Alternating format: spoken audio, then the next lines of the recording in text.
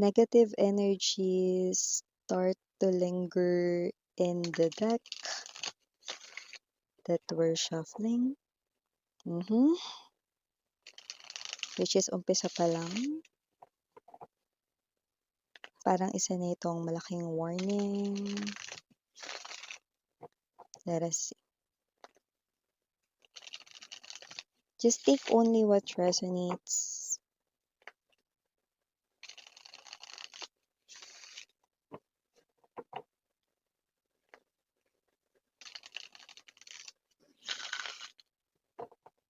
Okay.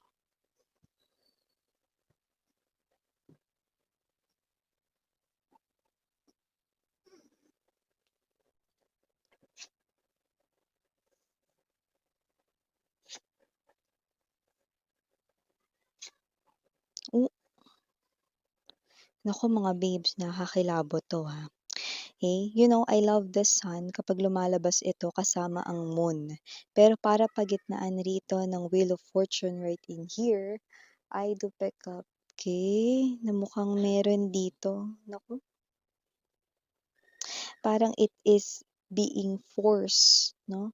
Like, talagang ipinilit, talagang meron ditong nangyari, no? Na I just heard, palit, no? Palit ng kapalaran dito. It looks like you gave your kapalaran to this person, no? At wala siyang choice but to accept it. Yeah. And I'm having goosebumps right now, no? At ito ay nakakakilabot, no? Minsan, ano ba ibig mo sabihin dun sa pinasa ko yung kapalaran ko sa kanya? Yes, you heard it right. Let me see more.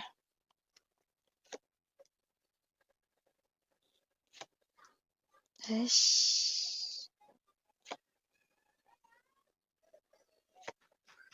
Yeah. Four of Swords in reverse.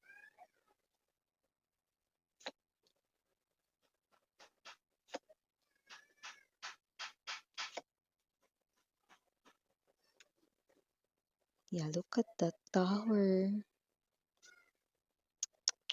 Knight of Swords in the Hermit. This person here, wala siyang choice kundi saluhin ang kapalaran mo. That is not just your kapalaran dito, no? Yung kapalaran na sasaluhin ng someone dito, no, na lumalabas ay ang kapalaran mo na syongit or yung kapalaran mo nung time na lubog ka, lugmok ka, hirap na hirap ka, at dumaan ka talaga sa iba't ibang klase ng matitinding pagsubok sa buhay mo. Emotionally, physically, alam mo kung kailan yun. Yun yung dati, nung nakaraan mo. At ang sasalo ng kapalaran mo na ito, no, ay walang iba, no? Sa lahat naman ng maibibigay, di ba? Yung kapalaran pang hindi maganda, yung pinagdaanan mo, yun ang kanya ritong mamanahin, no? At ang taong ito na sumalo or sasalo ng kapalaran mo dati ay walang iba kundi ang third party ng person mo. Yan o. So whether you like it or not, okay, wala ka ring choice, no? Dahil universe ang may gawa nito. Okay? God Himself, no? So, I do pick up that whoever this energy is, kailangan niya rin kasing matuto rito. Yun nga lang, in a difficult way or in a hard way, no? At mas matindi pa sa lahat ng pinagdaanan mo. Okay? So, kung ikaw ay pinagtaksilan dahil pinagpalit ka sa isang other woman or other man right here ng person mo dati at dumaan ka sa mga pagsubok, nag-struggle ka hindi lang sa pinansyal, kundi sa emosyon mo rin, no, sa mental mong pag-iisip, no, pati rin dito, no, sa iyong emosyonal, no, na minahal mo siya rito at mahirap mag-move on nang wala yung tao na yun. Or, mahirap tanggapin na nagawa kang saktan ng tao na yun at ipagpalit sa iba. Well, yung pain na naramdaman mo ay madodoble or matitriple, no? Dahil mangyayari rin yun sa third party ng person mo. I don't know. Maybe your person right in here is really a BS. 'di ba? Possible dito na maulit-ulit 'no, ang pagtataksil ng person mo pero sa iba namang babae dito 'no, at pagdadaanan ng third party na nakagulo sa inyong dalawa ang parehas na sitwasyon na pinagdaanan mo. I repeat, eh, this might be something na hindi mo gusto na mangyari 'no, sa kabila ng lahat 'no, whether you like it or not, it's out of your control din, sweetheart, okay. This is the justice the universe ay being served sa taong ito 'no. Mauulit rito ang lahat ng mga pinagdaanan mo pero hindi na sa'yo kundi sa kanya na.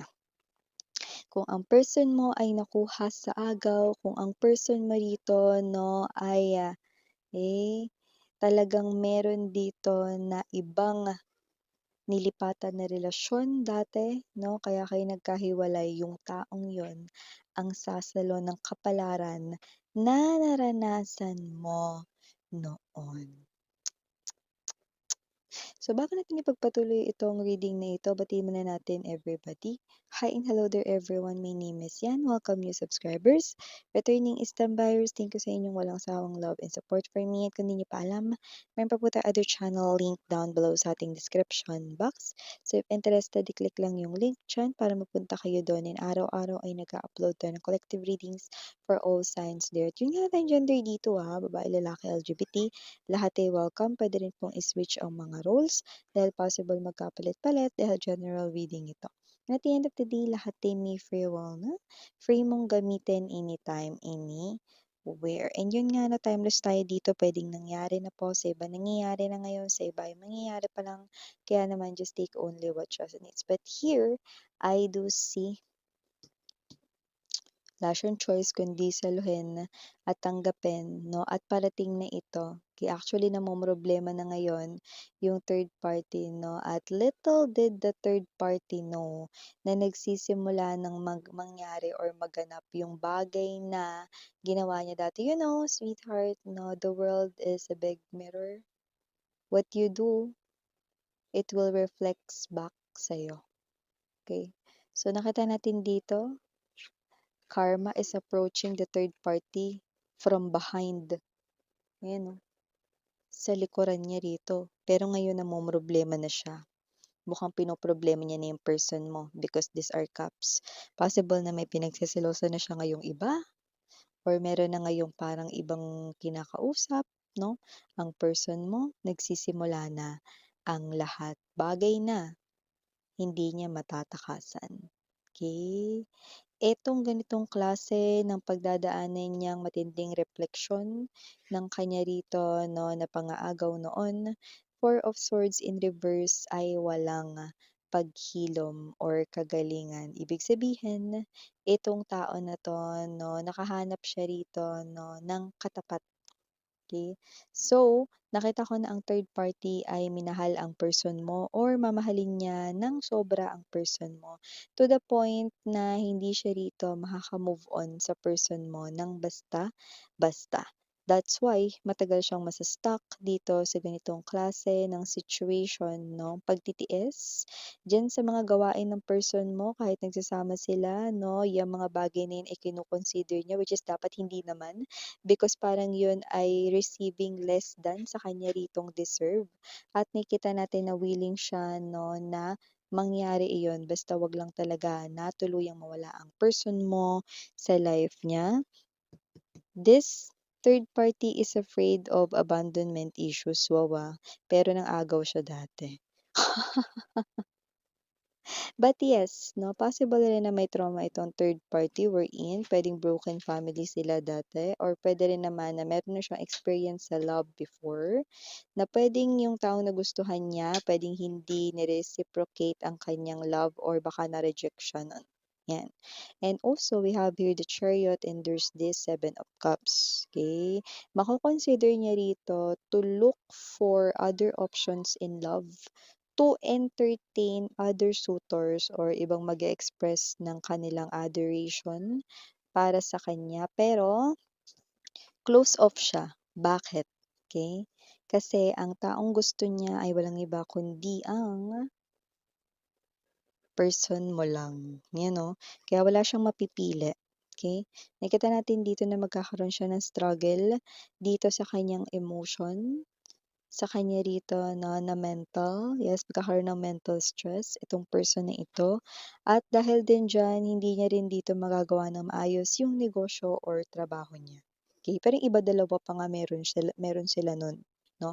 So, maaaring ma-neglect or mapabayaan niya rito yung work niya at magkaroon siya rito ng mga absence or leaves, 'yan 'no, na hindi naman talaga kailangan dapat, 'di ba? Okay. Pero yun nga 'no, this third party is not feeling well at nakikita natin na mas ito ay dadalas 'no, at nakikita rin natin dito that this person here is someone na problematic about your person. So nakikita natin dito that with the tower, this is something here na nagiging kabaha-bahala 'no, sa kanyang energy.